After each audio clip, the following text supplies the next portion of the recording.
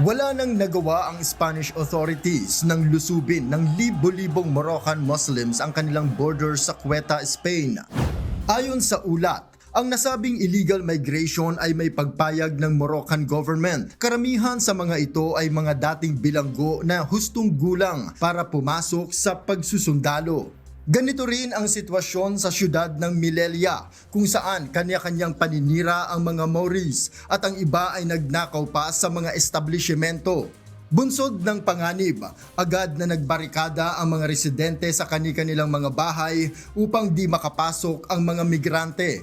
Nananawagan ang pamahalaang panlunsod ng Ceuta sa Spanish National Government na magdeklara na ng national emergency kaugnay ng insidente.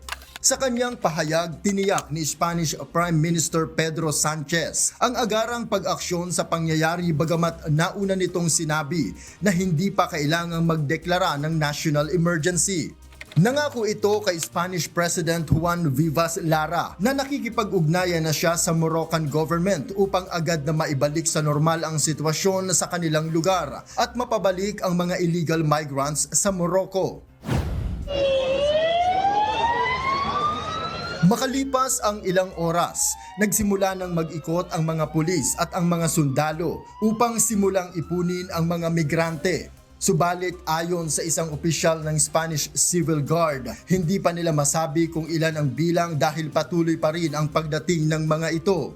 Binatikos ni Italian Prime Minister Giorgia Meloni ang pangyayari na aniya ay banta sa national security ng mga bansa sa Europa. Sinimula na aniya ng Italian government ang mga hakbang upang paigtingin ang seguridad sa kanilang mga border upang walang makapasok na illegal na migrante at maprotektahan ang kanilang sariling mga mamamayan. Noel Polyarco, UNTV News and Rescue.